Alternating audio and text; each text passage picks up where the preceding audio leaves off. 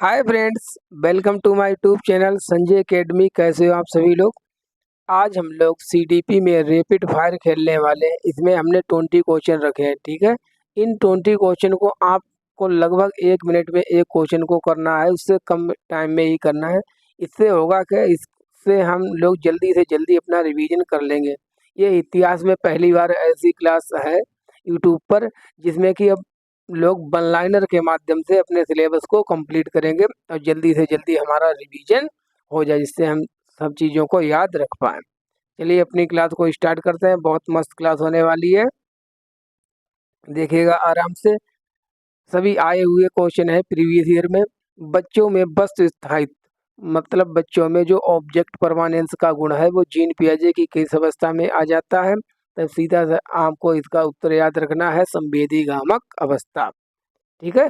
जो जीन पियाजे ने 4 अवस्थाएं दी हैं, एस पी सी एफ। इस अवस्था में जो पहली वाली अवस्था होती है सेंसरी मोटर स्टेज, ठीक है, संवेदी गामक अवस्था। इस अवस्था में बच्चों में वस्तु स्थायित्व का गुण आ जाता है। क्वेश्चन नंबर सेकेंड, बाल केंद्रित शिक्षा किस पर ध्यान देती है? क्यों लाई गई बाल केंद्रित शिक्षा? इसका मतलब क्या है? बाल केंद्रित शिक्षा का मतलब है बच्चों की व्यक्तिगत विभिन्नताओं को देखते हुए बच्चों की आवश्यकताओं के अनुसार उनको शिक्षा देना। बालक केंद्र में रहेगा और सभी चीजें उसके आसपास रहेंगी, सेकेंडरी रहेंगी। बालक जो है प्राइमरी है और जो सभी चीजें वो सेकेंडरी हैं। अब देखिए क्वेश्चन नंबर थर्ड क्या है। लड़के बहुत शक्तिशाली और कठोर होते हैं, लड़कियां नरम और संवेदनशील होती हैं। ये बिल्कुल भाषा सीटेट वाली है, ठीक है। लड़कियां नरम होती हैं। इस तरह के कथन को ये मैंने नहीं लिखी है, बिल्कुल सीटेट वाली लैंग्वेज है, वही मैंने लिखी है। इस कथन को बढ़ावा देती है। ऐसे कथन जो होते हैं वो किस चीज को बढ़ावा देते हैं, इससे क्या बढ़ती है?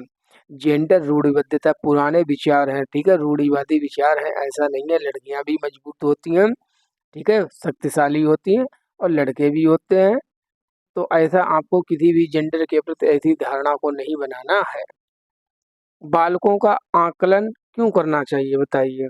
बच्चों का जो आकलन है, असेसमेंट क्यों करना चाहिए, क्यों करते हैं, इसके पीछे कारण क्या है? अधिगम को प्रभावशाली बनाने के लिए, ठीक है, जो हमारी लर्निंग है उसको इफेक्टिव बनाने के लिए, विद्यार्थियों की खूबियों, उनकी स्ट्रेंथ और वीकनेस, उनके चैलेंज की पहचान करना, उनको इस चीज़ को सीखने में कहाँ पर प्रॉब्लम आ रही है उसको ठीक करना। इसलिए कुल मिला के अधिगम को प्रभावशाली अच्छा बनाने के लिए ही बच्चों का आकलन किया जाता है। ये नेक्स्ट क्वेश्चन 5 है, पता नहीं कितनी बार सीटेट में पूछा गया अलग अलग प्रकार से।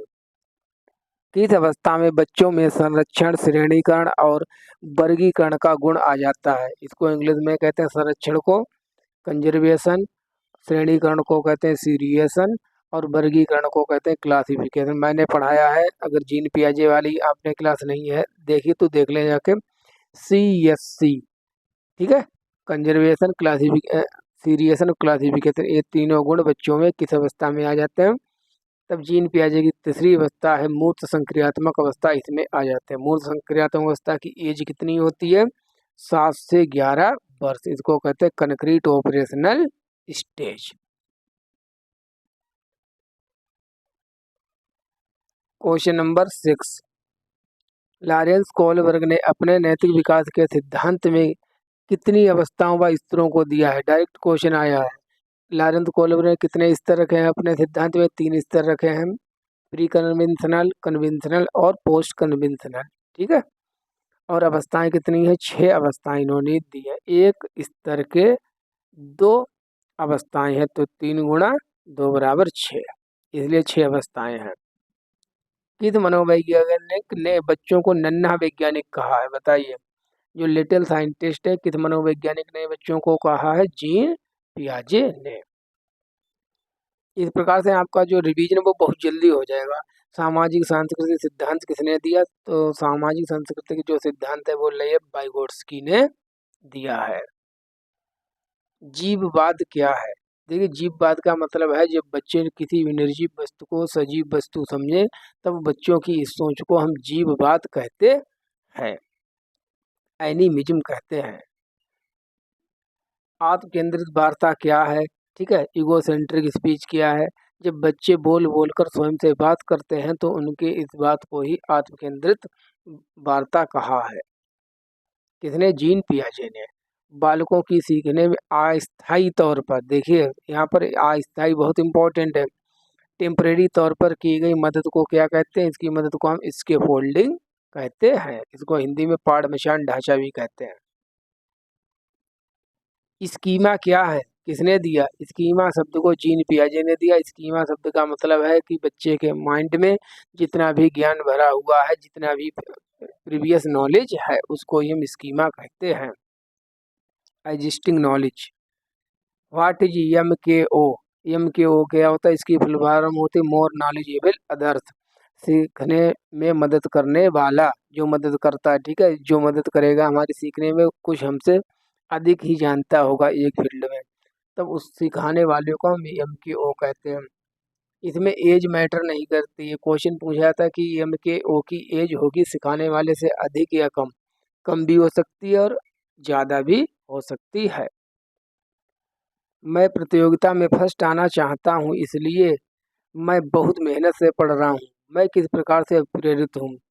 सीटेट प्राइम जूनियर 2024, अभी जो जनवरी में पेपर हुआ था, 21 जनवरी में इसमें पेपर पूछा गया था। मैं की जगह पर सुजाता था केवल नाम। इस प्रकार से बाह्य रूप से अभिप्रेरित हूँ कि आंतरिक रूप से अभिप्रेरित हूँ? तब मैं बाह्य रूप से अभिप्रेरित हूँ, एक्सटर्नल मोटिवेट हूँ, बाहर की चीज़ों को देखकर मोटिवेट हूँ। विकास किस पर निर्भर करता है? विकास आनुवंशिकता पर्यावरण दोनों की अंतःक्रिया पर निर्भर करता है। D=H × E, इसको वुडवर्थ ने दिया था। जो हमारा विकास है वो हेरिडिटी, आनुवंशिकता और पर्यावरण, इन दोनों की अंतःक्रिया पर निर्भर करता है। ZPD क्या है? Zone of proximal development. वास्तविक विकास स्तर और संभावित विकास स्तर के बीच के अंतर को क्या कहते हैं? हम ZPD कहते हैं। यह है, ऐसे समझिए, यह है वास्तविक विकास स्तर, यह है संभावित विकास स्तर। यहाँ तक बच्चे का विकास हो सकता है या अभी बच्चा यहाँ पर है, तब इस बीच वाले भाग को, इस बीच वाले भाग को ही हम कहते हैं संभावित विकास क्षेत्र।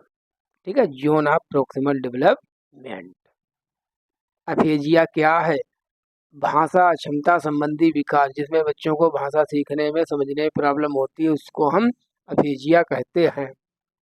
लेखन संबंधी क्षमता को क्या कहते हैं? जब लिखने में प्रॉब्लम हो, ठीक है, तो उसको हम डिसग्राफिया कहते हैं। जहाँ भी ग्राफिया वर्ड आपको पीछे लगा हुआ मिल जाए पूंछ में, ग्राफिया का मतलब होता है लेखन संबंधी। ठीक है। क्वेश्चन नंबर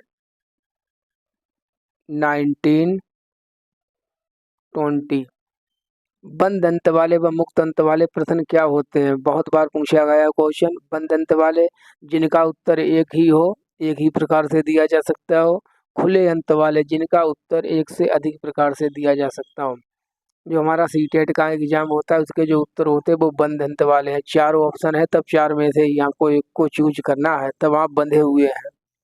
व्यक्तिगत वार्ता की बात किसने की है? व्यक्तिगत वार्ता की बात लेव वाइगोत्स्की जी ने की है। तो ये क्वेश्चन है आपके लिए बिल्कुल बहुत ज़्यादा हिस्टोरिकल होने वाले हैं, ऐतिहासिक। अगर आपने इन क्वेश्चन को भी तैयार कर लिया तब भी आपका एक अच्छा स्कोर आएगा। और हमारे यूट्यूब चैनल का नाम है संजय एकेडमी, प्लीज़ इसको सब्सक्राइब कर लीजिए जिसने भी ना किया हो। और सभी लोग शेयर कर दिया करें क्लास को, कम से कम एक लोग 10 लोगों को शेयर करें, जिससे हमको एक मोटिवेशन मिलता है। इन क्लासों को तैयार करने में बहुत टाइम लगता है। ठीक है, और क्लास को लाइक कर दें प्लीज़, कमेंट कर दें, और हमारे ये टेलीग्राम ग्रुप को ज्वाइन कर लें। इस पर आपको इसकी PDF मिल जाएगी। Thank you for watching. Class के बारे में बताएं कैसे लगी, क्या इसको आगे कंटिन्यू करना चाहिए कि नहीं करना चाहिए। Thank you.